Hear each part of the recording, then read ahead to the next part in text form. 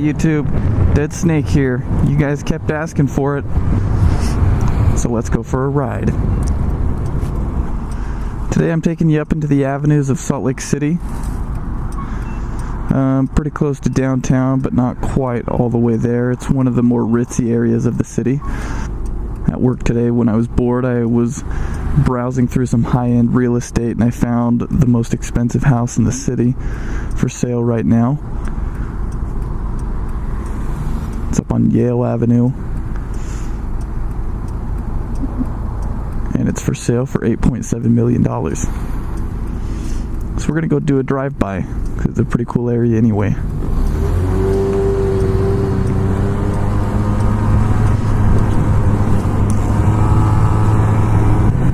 So you're probably looking around, seeing all the snow on the ground and thinking, well, what the hell are you doing on a scooter? And that's a good question. Well, to start, two wheels is probably my favorite way to travel, besides flying. But that's not even the main reason. The main reason would have to be that my wife's car broke down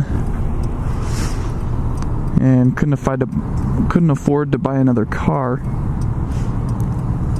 And I've had a scooter in the past and I enjoy riding one. And it's a much cheaper alternative.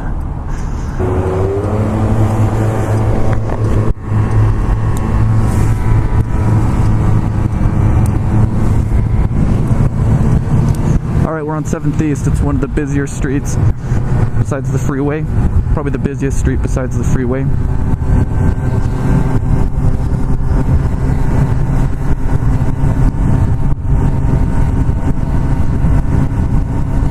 So if you're wondering what I'm wearing to try and stay warm, I have a pair of fairly thin leather gloves.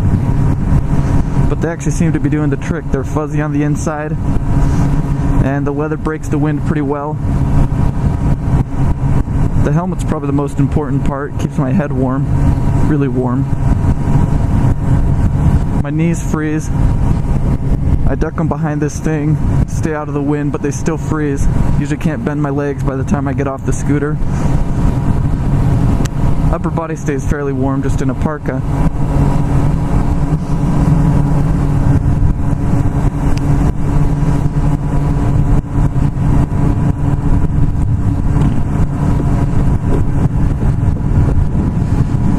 Problem is I have to crouch down in a really uncomfortable position to try and conserve heat.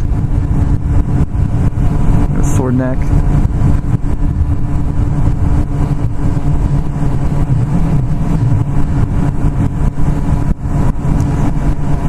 A couple months ago, a guy died at this intersection.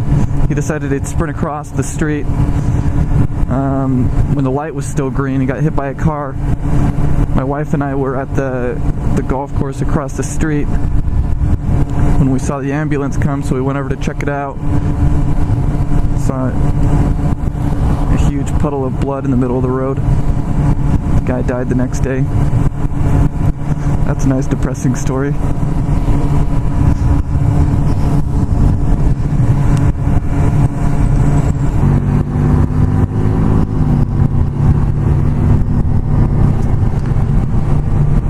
If you want to know what I'm riding a 2003 Yamaha Zuma. It's actually a pretty sweet scooter. In high school, my parents bought a Honda Ruckus that's also 50cc.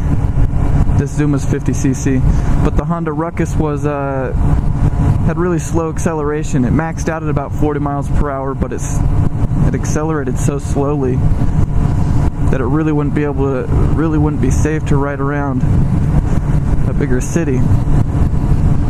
This scooter's a 2-stroke and is actually pretty fast, or it at least accelerates pretty quickly.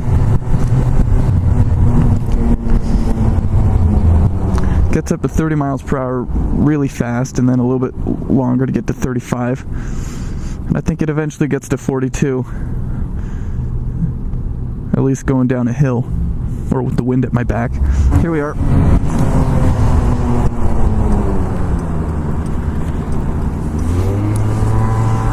That's 9th.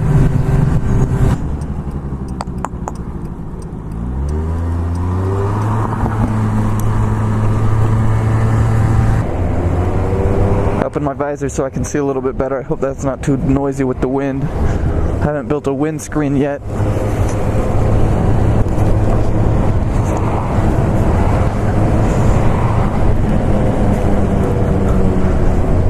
That's Harvard Avenue. I think we'll do a pass down there.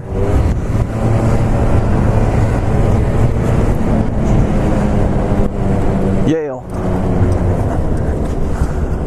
Vamos.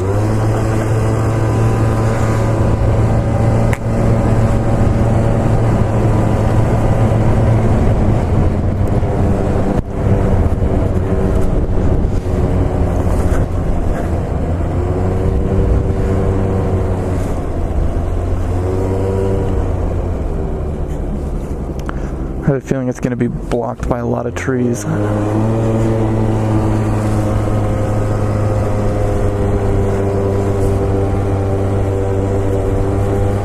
It's this one, behind all these trees.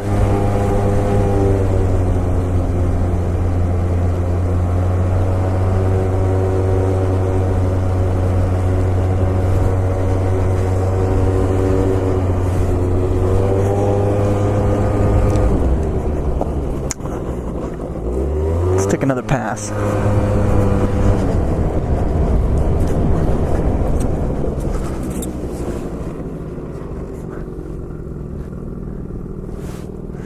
Yeah, these are all pretty nice houses, but this one looks like it's twice the size of all the others.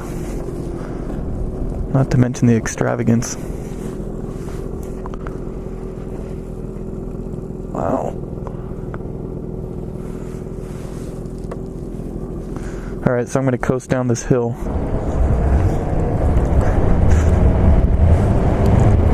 Okay, now we're cruising.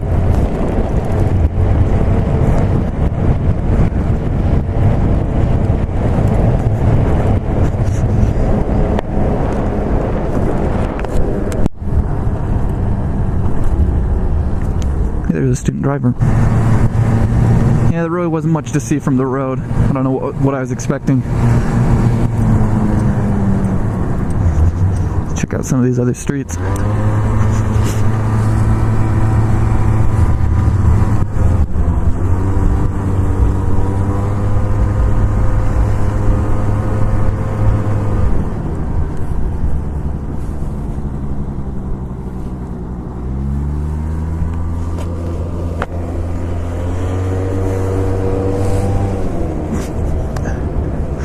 Like how they have the garages way down here and then the house way up on the hill. You don't see that in very many places around here. That's so different.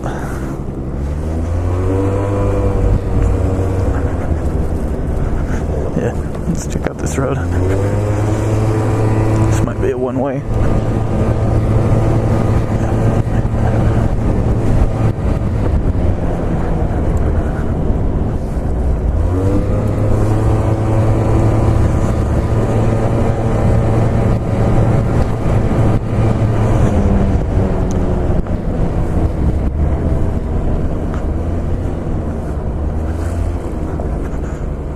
That house. What in the world?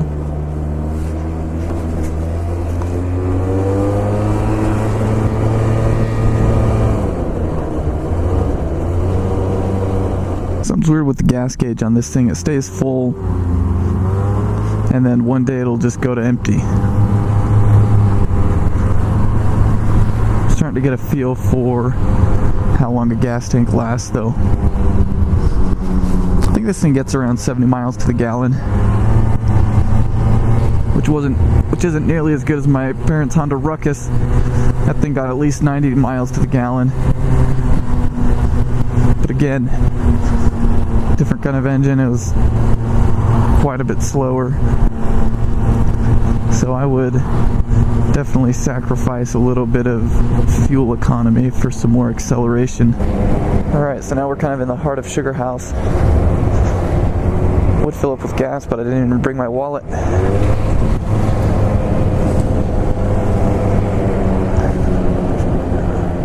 This is an extremely trendy place right now.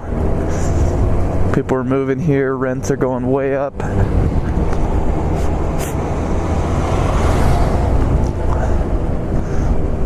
I read the other day that Utah's the fastest growing state in the country.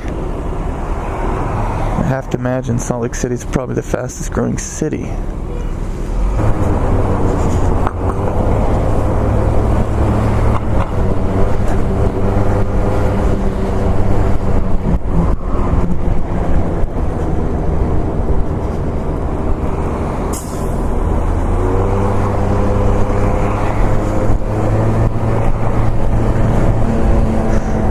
Bonuses of a scooter,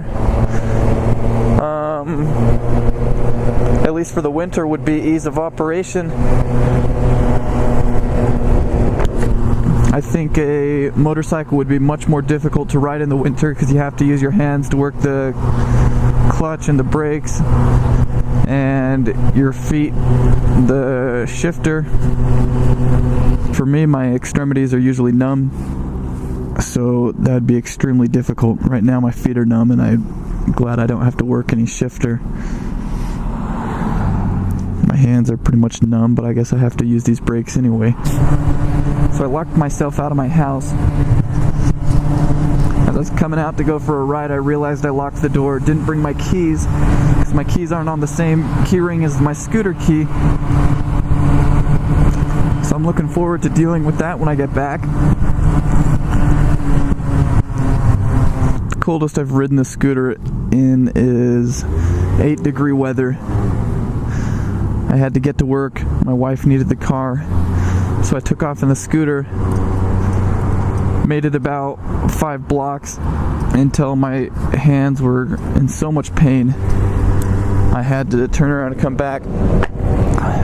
The coldest weather I've successfully made it to work in was 12 degrees. And I don't know why that felt so much better. 8 degrees was unbearable, but 12 I actually made it okay. I don't know.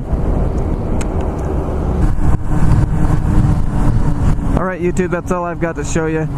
If you liked the video, make sure to thumbs up and subscribe to let me know. Dead Snake signing off.